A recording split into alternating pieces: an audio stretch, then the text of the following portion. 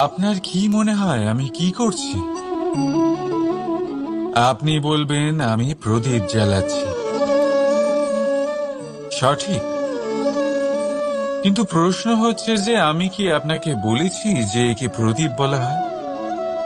না। এই প্রদীপ কি নিজেই নিজের পরিচয় আপনাকে দিয়েছে? না। তাহলে আপনি কি করে জানলেন যে একে প্রদীপ বলা হয়?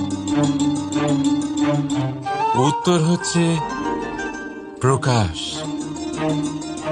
যে স্বয়ং জ্বলে অন্ধকারের মধ্যে সংসারকে পথ দেখায়, সেটাই প্রদীপ, যা